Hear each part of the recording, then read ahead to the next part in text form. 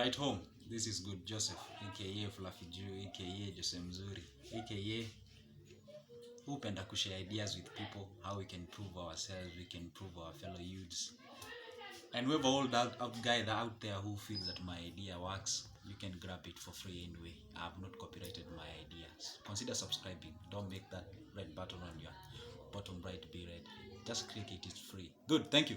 Today we are talking about, has it ever lingered in your mind why graduates, why those people who have a lot of books in their heads, I should say, uh, tend to work for those people who kind of, look average in the society, the C students, I should call them, just like Robert Kiyosaki calls them. Why do you think people work for them? Why do you think those thumbed people tend to be kind of lazy or something of sort? Why? Why does it happen? Why are these people who are formed, landed, and should I say, well equipped in education wise? They are the people who complains all the time and say how much jobs that are not there, how much government has not done. Why are they less appreciative compared to those individuals who scored C or D and you don't even hear them in the society? They're just nowhere. You just see them driving funny cars and say like, hey, Omoka. Why do they make it? Why not those people who are graduates? Number one, whether you like it or not, graduates, majority of them are lazy. Number two, they are less creative, I should say. Especially the Kenyan graduates. And I am sorry. And I'm saying so because I'm also one. I'm not saying I'm lazy. I'm just saying they are. Good. Number three, you find that mostly what happens in campuses is less of importance in response to what you will get in the society out there, outside life. What do I mean by that point? When you go to campus, in those hostels, what do you get them doing? They're doing PS, they're smoking bang, they're really having sex. You get that? So it's good to make yourself happy, I should say. But again, that really affects you when you get out. There are several people you find in a campus. Number one, there are class of students who get in campus, they are holier than thou. They're always in funny suits. Yeah, so it is in Akaza, Maroon and such. They are in churches, they are in CUs and such. They are very conservative, okay?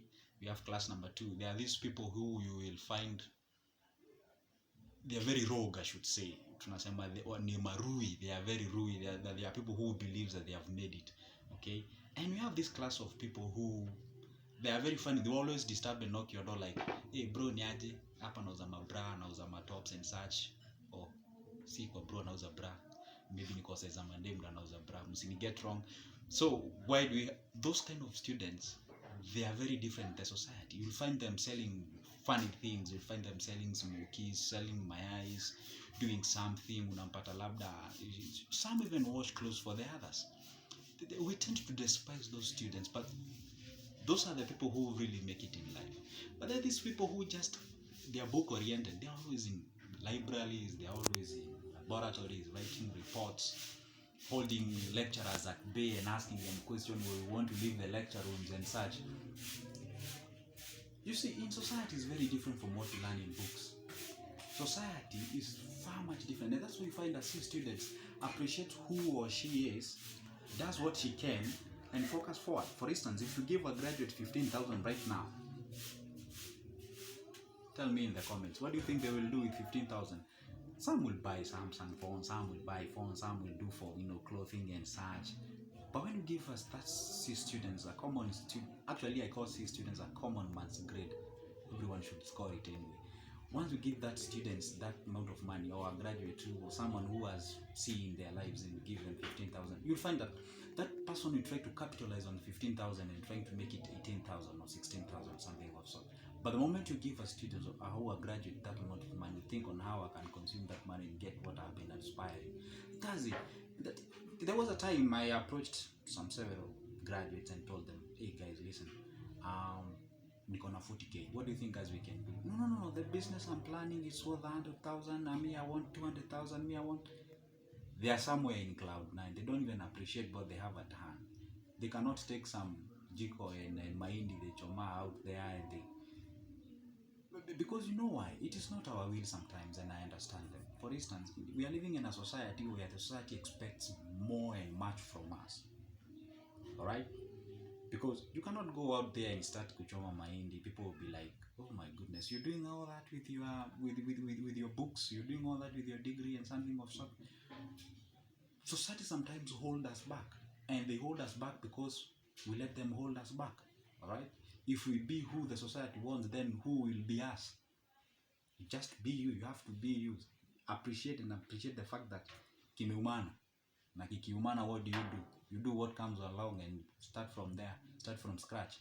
Sometimes I say you just put your papers aside and hustle like a dropout. That's the time you make it. That's the time you realize it. Let me tell you one thing. There was a crisis in China. I know you don't know this. There was a crisis in China. They had a lot of graduates. There was no job. Unapata kuna over 300 million graduates in China. There are no jobs, no employment. What do? You put your papers back, hustle like a dropout, do anything that comes along, and that's why the China it is where it is. You wanna tukopesha pesa leo. Alright? For instance, ukiona some vitu wanafanya siku hizi, hii kazi inaitwa kazi mtaani. You find them doing it. They're so lethargic. You know, do you understand the term lethargy? They're lethargic. Wako tu wazembe tu. You don't want to do something, you know, you're just there hanging around. No, appreciate and accept kimumana na ni kubaya. Do what comes along. Focus on it. Capitalize on it. And perhaps, maybe, who knows, we'll get to see ourselves the next time. Because I usually empower myself with this manner. Someone fought for independence for us. Someone died in those forests. Probably where you're standing right now, someone is buried under your feet. He or she never enjoyed the freedom that they fought for. Today you are enjoying the freedom. They never complained about the British bullets. They never complained of the baridi. They never complained that they left their wives and husbands back home. They fought for the independence that we are enjoying today. The question is, what are you doing? About sacrificing yourself, let's pick the next video. Consider subscribing. Bye.